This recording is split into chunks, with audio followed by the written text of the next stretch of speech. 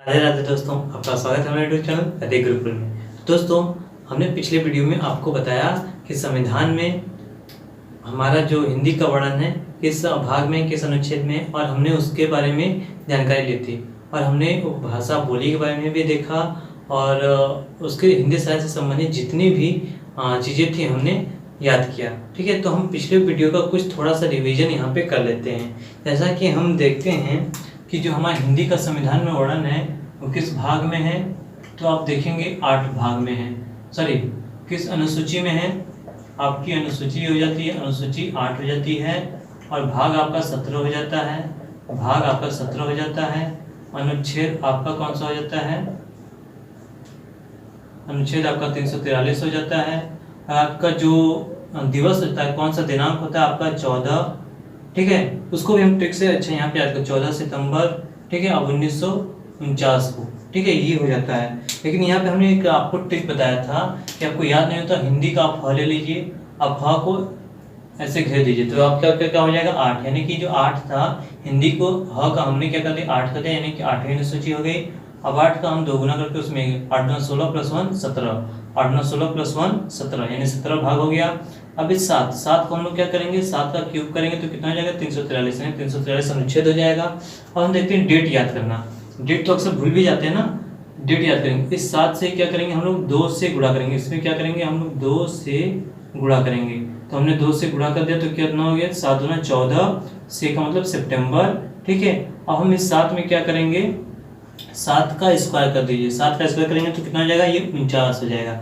यानी कि जब आपका संविधान अंगीकार किया तो 1900 में किया गया था, तो 1949 में, यानी कि जो ये हिंदी है, सॉरी जो हिंदी है, हिंदी को संविधान में, हिंदी संविधान में, हिंदी संविधान में कब लागू किया गया था, 14 सितंबर 1949 को, ठीक है। इसी 14 सितंबर 1949 को जब हमारा जो हिंदी है संविधान में लागू किया गया था, तो हम लोग क्या करते हैं, इस दिन हिंदी दिवस, राष्ट्रीय हिंदी दिवस मनाते हैं। कौन सा दिवस, राष्ट्रीय हिंदी दिवस, ठीक है, राष्ट्रीय हिंदी दिवस हम लोग मनाते हैं, ठीक है।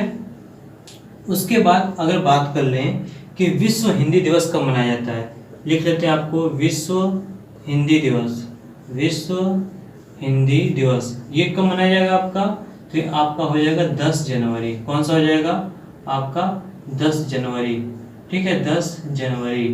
क्यों मनाया जाता है, क्योंकि जो हमारा जो पहला विश्व हिंदी सम्मेलन हुआ था वो हमारे भारत में 10 जनवरी 1975 को मनाया गया था, इसीलिए 10 जनवरी को हम लोग क्या करते हैं, विश्व हिंदी दिवस मनाते हैं, ठीक है। इस वीडियो के अंत में हम लोग विश्व हिंदी सम्मेलन की भी बात करेंगे, ठीक है, लेकिन अभी पहले हम लोग इसके बारे में देख लेते हैं, ठीक है। तो हम ऐसे याद करें, ट्रिक से याद कर लिए हमने बहुत जल्दी से, इस 7 दूना 14 से मतलब सितंबर हो गया, और 7 का स्क्वायर करेंगे 49, 1949, 14 सितंबर 1949 को क्या बनाया गया कि राष्ट्रीय हिंदी दिवस मनाया जाता है। और इस समय क्या किया गया था, संविधान में हिंदी को अंगीकार किया गया था, इसलिए 14 सितंबर को राष्ट्रीय हिंदी दिवस मनाते हैं। और विश्व हिंदी दिवस कब मनाते हैं, 10 जनवरी को, ठीक है। हमने इसके बारे में बात कर ली है। अब हम बात करते हैं लिपि के बारे में, ठीक है, तो आइए शुरू करते हैं।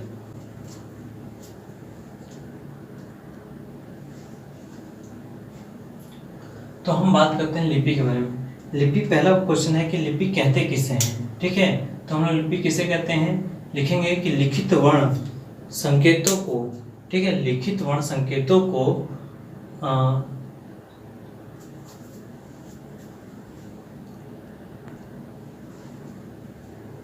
अब हम बात करते हैं लिपि के बारे में। लिपि कहते किसे हैं, ठीक है, लिखित वर्ण संकेतों की सहायता से अपने भाव या विचारों को किसी दूसरे के सामने प्रकट करना ही क्या कहलाता है, लिपि।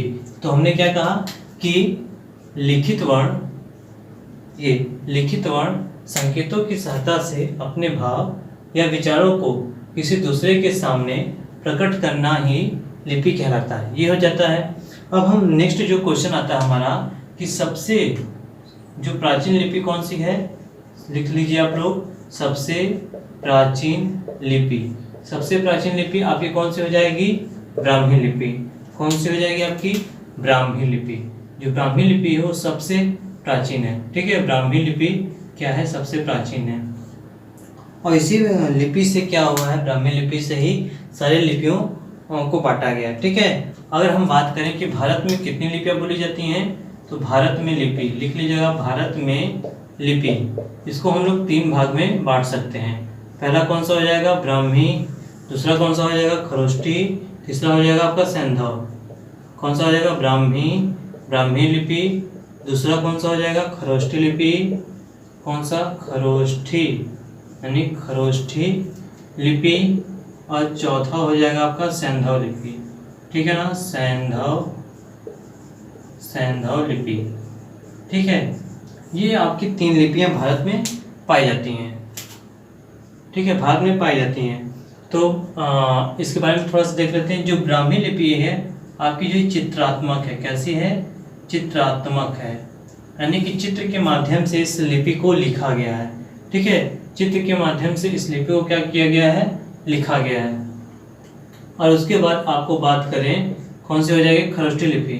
जो खरोष्टी लिपि है ये वर्णात्मक है, इसका सिर्फ वर्णात्मक है ना, ये वर्णात्मक है। इसका कहाँ पे उल्लेख मिलता है, तो अशोक के स्तंभ लेख में। अशोक की जितने भी आपके स्तंभ लेख है ना, अशोक के शिलालेख या स्तंभ लेख, जितने भी शिलालेख, ठीक है, उसमें आपके क्या मिलते हैं, ये खरोष्टी लिपि में, यानी कि आपके जो अशोक के हैं, ठीक, तो अशोक के जितने भी शिलालेख उसमें खरोष्टी लिपि का प्रयोग किया गया है। और ये ब्राह्मी लिपि ये कैसी है, अक्षरात्मक लिपि है, अक्षरात्मक लिपि है। ठीक है, यानी कि ये अक्षरबद्ध है। इस लिपि को हम लोग आगे पढ़ते हैं। हम लोग का मेन कौन सा पढ़ना है, ब्राह्मी लिपि, यानी कि ब्राह्मी लिपि से कौन सी लिपि आती है, देवनागरी लिपि का उद्गम हुआ है। ठीक है, तो इसका कैसे वो उद्गम हुआ है इसके बारे में फिर देखते हैं। अब हम देखते हैं ब्राह्मी लिपि, यानी ब्राह्मी लिपि को हम लोग कितने भाग में बांट सकते हैं, 2 भाग में। ठीक है, ये ब्राह्मी लिपि कौन सी भाग में हो जाएगी, 2 भाग में। पहले कौन सी भाग हो जाएगी आपकी, उत्तरी ब्राह्मी, उत्तरी ब्राह्मी। ठीक है, यानी कि आप अगर भारत का मैप देखेंगे, ठीक है, तो इसमें जितने भी आपके हो जाएंगे ना, ठीक है, ये ऐसे हो जाएगा, तो इसको पार्ट कर दिया गया। ठीक है, जो उत्तर में हो जाएगा उसे उत्तरी ब्राह्मी कहेंगे, जो दक्षिण में उसे हम क्या कहेंगे, दक्षिणी ब्राह्मी।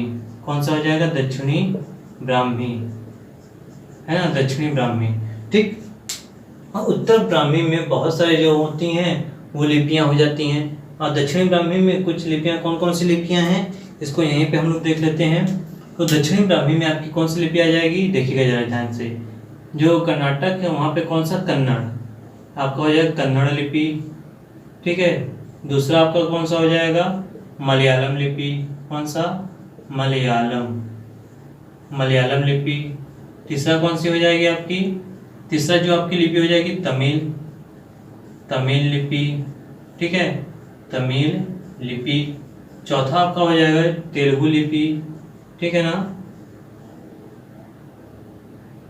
तेलुगु लिपि।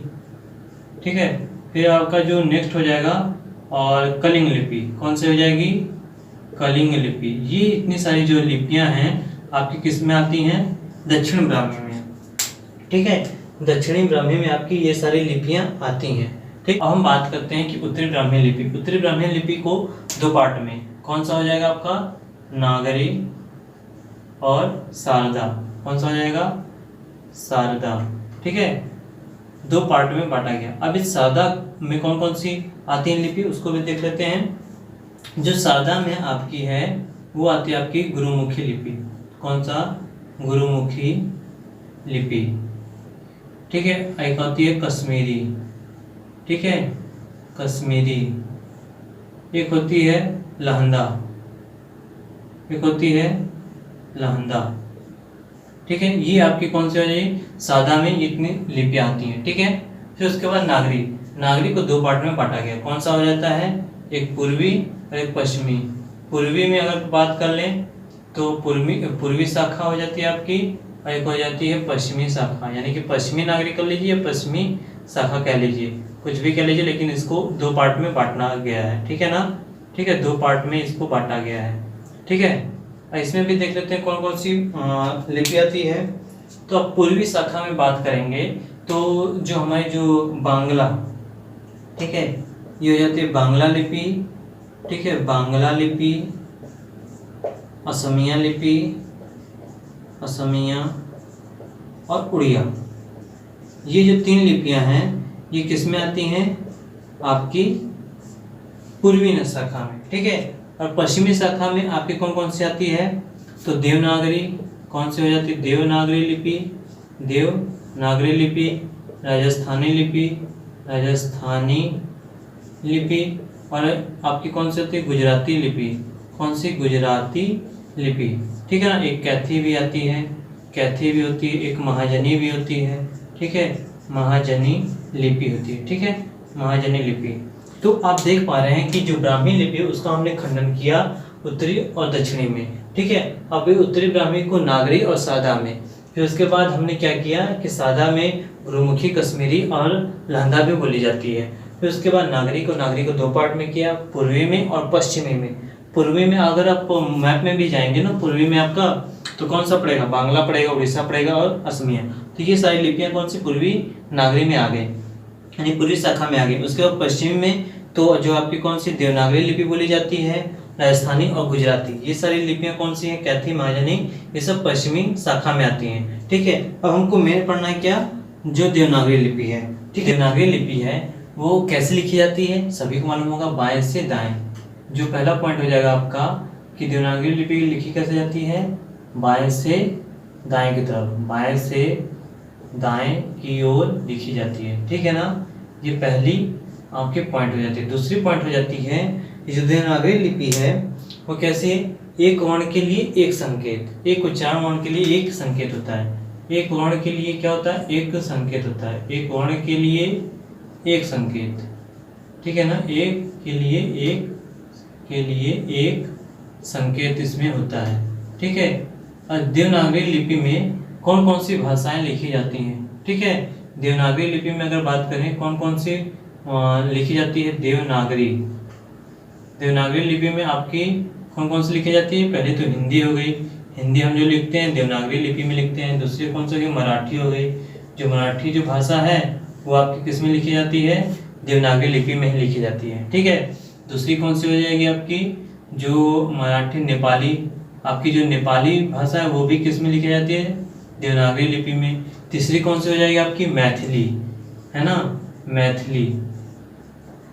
जो मैथिली है वो आपकी किस में लिखी जाती है? देवनागरी। यानी जो मैथिली भाषा है ये बिहार के बच्चों के लिए बहुत इंपॉर्टेंट है, यानी आप सभी लोग के लिए भी, क्योंकि क्वेश्चन में क्या होता है हम सभी लोग के लिए इम्पोर्टेंट है कि जो हिंदी और मराठी, हिंदी तो हम लोग जानते हैं कि बाएं से दाएं लिखी जाती है। उसके बाद कौन सी है कि मराठी। पूछ देता क्वेश्चन कि मराठी किस लिपि का हिस्सा है, तो हम लोग जानते रहेंगे तो आंसर देने में बहुत ही आसानी होगी। और कौन सी लिखी जाती है इसमें? कोंकणी। कौन सी है? कोंकणी है, ठीक है ना, कोंकणी, कोंकणी हो गई। फिर उसके बाद कौन सी? मैथिली, नेपाली, कोंकणी और डोगरी। डोगरी भी आपकी किस में लिखी जाती है?